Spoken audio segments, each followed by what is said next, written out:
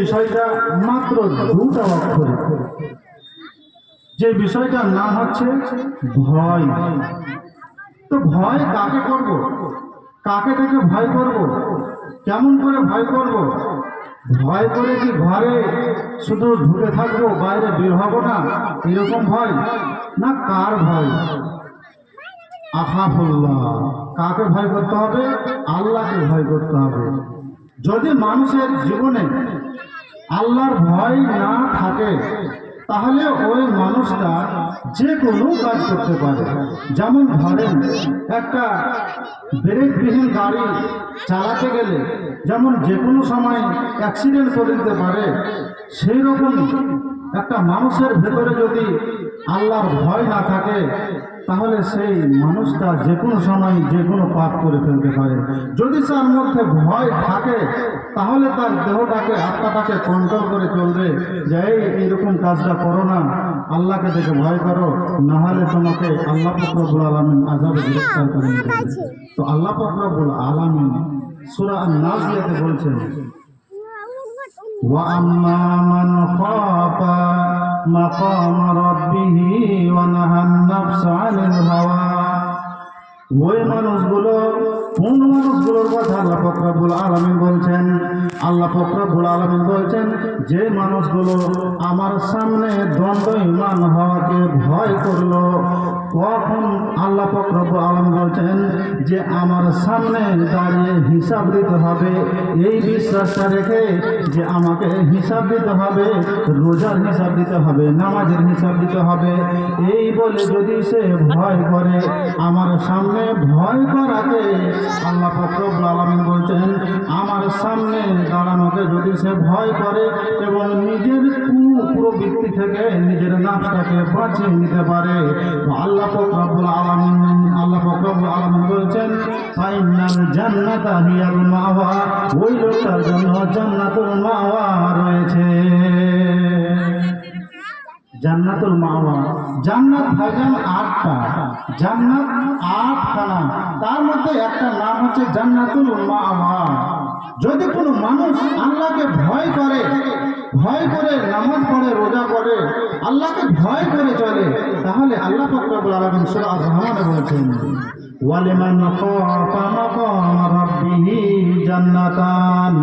যদি কোনো মানুষ আল্লাহকে ভয় করে জান্নাতে চলে যায়, কোনো মানুষ নামাজ পড়ে যাবে, কোনো মানুষ হজ করে জান্নাতে যাবে, কিন্তু আল্লাহ পাক রব্বুল আলামিন বলছেন যদি কোনো মানুষ আল্লাহকে ভয় করে জান্নাতে চলে যায় তাহলে তাকে 2খানা জান্নাত দেওয়া হবে, 2খানা জান্নাত দেওয়া হবে। কয়খানা? 2খানা।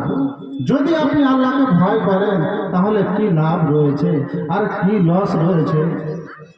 যদি ভয় করে চলেন, আল্লাহ পাক রব্বুল আলামিন বলছেন এই লোকটা যদি আল্লাহকে ভয় করে চক্ষু দিয়ে 2 ফোঁটা ওয়াশরু বের হয়ে যায় তাহলে ওই লোকটাকে আর জাহান্নামের আগুন স্পর্শ করতে পারবে না। নবীজি হাদিস পাকের মধ্যে বলছেন লা তামাসসাহুমান নার, ওই লোকটার চক্ষু জাহান্নামে স্পর্শ করবে না, করবে না। যে লোকটার চক্ষু দিয়ে আল্লাহর ভয়ে অশ্রু বয়ে পড়ে, আল্লাহকে ভয় করে অশ্রু বয়ে পড়ে, মালিক আল্লাহর স্মরণ করে আল্লাহর কাছে কান্নাকাটি করে, মালিক আল্লাহরে আমি অমুক সময় অমুক পাপ করেছিলাম, আমার যখন বয়স ছিল 34 বছর, আমার বয়স যখন ছিল 32 বছর তখন আমি এইরকম পাপ করেছিলাম, আমার বয়স যখন ছিল 20 বছর তখন আমি এইরকম পাপ করেছিলাম। এইরকম করে যদি আল্লাহকে ভয় করে তার চক্ষু দিয়ে অশ্রু বের করতে পারে তো আল্লাহ পাক রব্বুল আলামিন বলছেন ওই লোকটাকে জাহান্নামে স্পর্শ করবে না, করবে না। তাহলে ভয়, আজকে মানুষ ভয় করে না, বেপরোয়া, বেখেয়াল, কেউ আল্লাহকে চিনে না, কেউ আল্লাহকে মানে না। নবীজি নিজে বলছেন, লাউ তা'লামুনা মা আ'লামু লাযাহিদতুম কালিল ওয়া লা বাকাইতুম কাসীর। আমি নিজে আল্লাহকে যতটা চিনি তোমরা যদি চিনতে, আমি যতটা আল্লাহকে জানি তোমরা যদি জানতে, তাহলে কম কম হাসতে, বেশি বেশি কাঁদতে, তাহলে তোমাদের মুখ থেকে হাসি বের হতো না, হাসি বের হতো না, সব সময় কান্না করতে থাকতে, কান্না করতে থাকতে।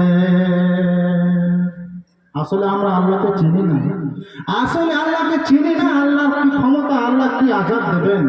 বন্ধুরা আমার, আল্লাহ পাক রব্বুল আলামিন বলছেন, যদি মানুষের অন্তরে ভয় থাকে, কঠিন কিয়ামতের দিন আল্লাহর আরশের ছায়াতে স্থান পাবে। আল্লাহর আরশের ছায়াতে 7 শ্রেণীর লোক স্থান পাবে। হাদিস বর্ণনা করছেন হযরতে আবু হুরায়রা। হাদিসে 7 শ্রেণীর মানুষ আল্লাহর আরশের ছায়াতলে স্থান পাবে, যেদিন আল্লাহর আরশের ছায়া ব্যতীত অন্য কোনো ছায়া থাকবে না। নবীজি বলছেন, সাবাতুন ইউযিল্লুহুমুল্লাহু তাআলা ফি যিল্লিহি ইয়াওমা লা যিল্লা ইল্লা যিল্লুহু আল-ইমামুন আদিলুন। আল্লাহ পাক রব্বুল আলামিন বলছেন, যেদিন কিয়ামতের দিন মানুষ সব একত্রিত হয়ে যাবে, হাসরের ময়দানে যেদিন মানুষ জমা হয়ে যাবে, সেই দিন মানুষ নাফসি নাফসি নাফসি নাফসি করবে, নাফসি নাফসি করবে, হায় রে আমার কি হবে, হায় রে আমার কি হবে। সেই দিন আল্লাহর আরশের ছায়াতে ছায়াতলে 7 শ্রেণীর লোক স্থান পাবে। মা বোনেরা ধ্যান দিয়ে শুনুন, মা বোনেরা ধ্যান দিয়ে শুনুন। আল্লাহর ভয় যদি অন্তরে না থাকে, তাহলে আপনার কিয়ামতের দিন